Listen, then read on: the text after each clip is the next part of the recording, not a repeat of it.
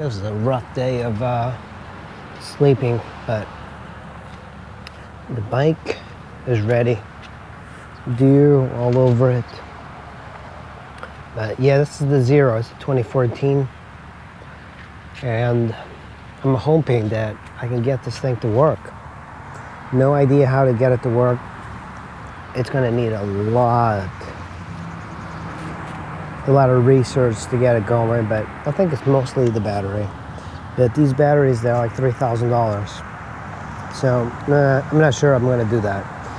All right, guys, let's start heading out. I have 1,000 miles to go. I just wanted to make sure that the bike will be okay. This little trailer just seems to be working.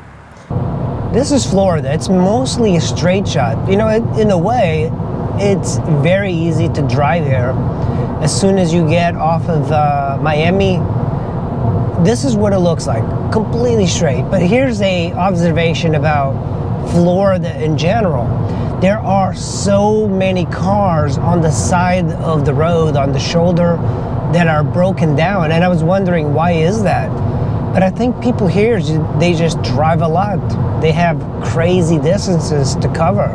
Another interesting thing about Florida is that these rest stops, there's a sign usually saying for truckers how many spaces are available, like 15 spaces available. That way they can park and sleep for the night. That's a great idea that they should implement in other states, but only in Florida that they have it. And as you're heading towards Jacksonville, you're starting to see less and less palm trees, which is depressing. I love seeing palm trees. That is the one thing, as you're coming from DC south, as soon as you start to see the palm trees, your mood just lightens up. And it looks like I'm heading into a storm. Man, the rain is insane. I can barely see. Yeah, I cannot see anything. You actually see better on camera than I can see with my own eyes, which is crazy. Yeah, this is really dangerous. People are pulling over already because you can't see. I'm afraid of pulling over, honestly. Oh my God, there's so much rain. Okay, it's letting up a bit, but I mean, you can barely see.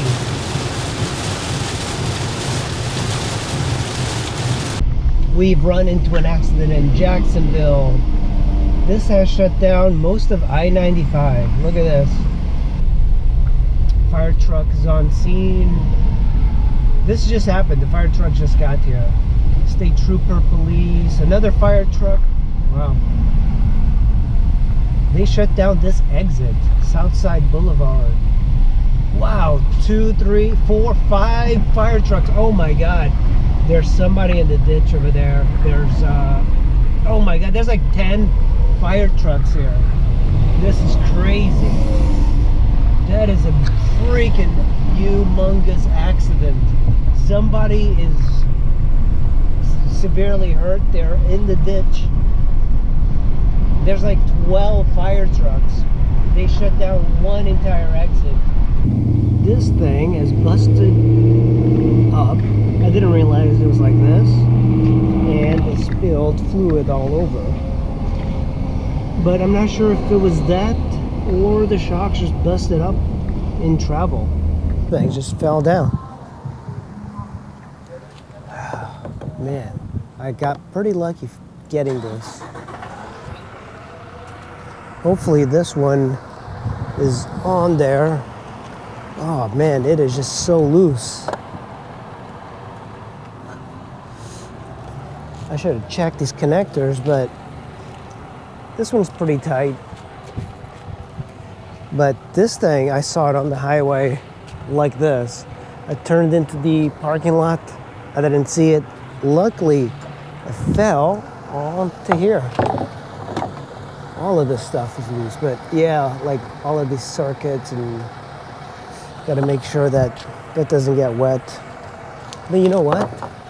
I think it's the shock that's leaking. This might have been already broken. But look at that, it's just falling apart.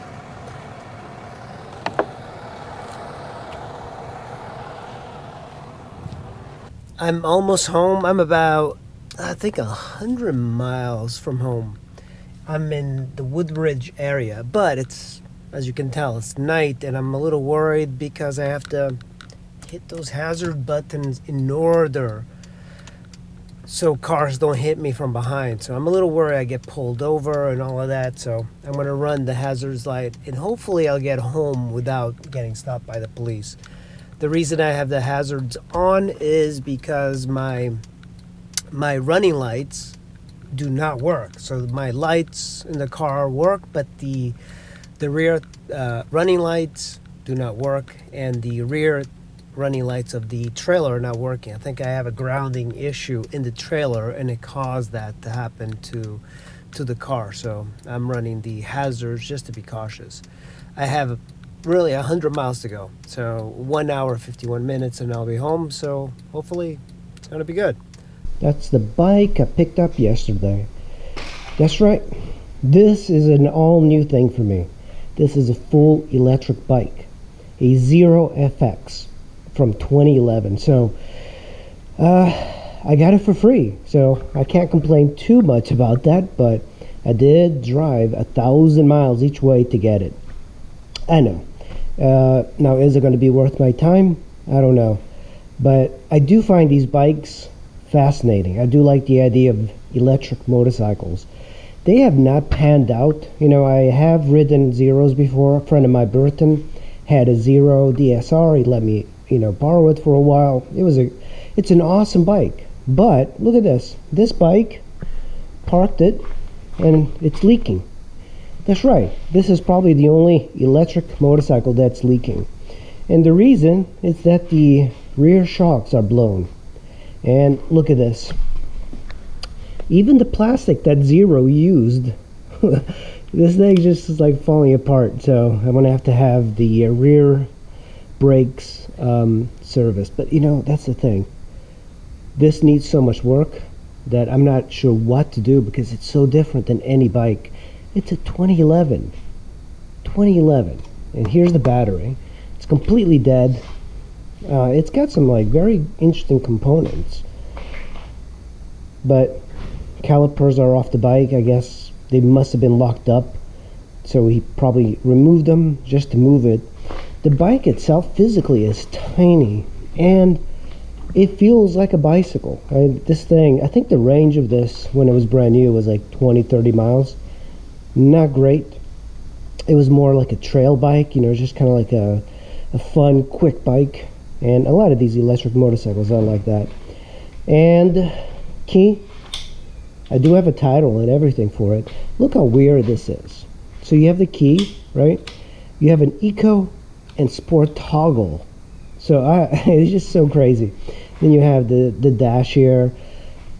All of this looks like it's just I'm going to have to rebuild everything. It's just like residue, rust. Handlebars are really good.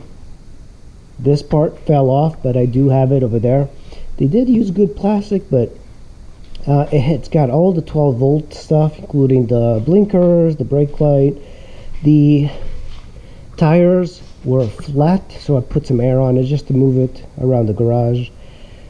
It's kind of crazy when you think about this 2011 Zero that was free. People, I guess, are giving away these bikes. In contrast, look at that one. That's a 1981 or 82 Goldwing GL 1100. 2011. You just cannot. People just don't want these because the amount of money you're going to be spending on a new battery is insane. Zero does not sell this battery anymore. So the choices are get a Nissan Leaf cells and build your own, and that's the goal for this project. Is I'm going to attempt at fixing this thing. I just want to kind of zip around. I don't have a lot of interest in such a limited size battery because 40 miles. What can you do? And I'm a kind of a long distance rider, but I do find these fascinating. It's very clean. The battery's tiny. It's almost like electric bicycle tiny. But the components on this are very good. It's got upside down forks. I'm not even worried about the suspension at this point. And looks wise, it looks cool. You know, even without the plastic, I think that's a better look. And that's a 2018. And it is heavier. It feels heavier than this thing. Like, the weight on this is so much lower. The motor is at the bottom. Battery is like slightly higher up, but still lower than this. That's a 2014. 2011. Kind of crazy. And let me show you this. Like, from the rear, that's how you know how antiquated this is. It's got like this chunky fender. You know, on the top here you have the charger, and it just uses like one of those computer chargers. It does light up when you put it in. Light up as far as the controller. You see the lights. It cycles through 1 2 2 3, and then it says like it's charging. But what happens is that the light for, I think, a problem goes on. See, there we go. It's already there, but it doesn't charge. I believe the cells are completely dead. There's something up with this. And I think Zero does something very strange, is that they made it in such a way that you cannot service this battery. So you would be forced to buy a new battery. It's brilliant as far as getting you to spend money, but that's one of the downsides of Zero. They just seem to be dicking around with motorcycle riders. I don't know why they do that. You know, they claim these 300,000 mile warranties on the new Zeros, but the chances of you doing 300,000 miles in that lifetime for the battery, it's not going to be able. And I don't think they'll honor the warranties anyway.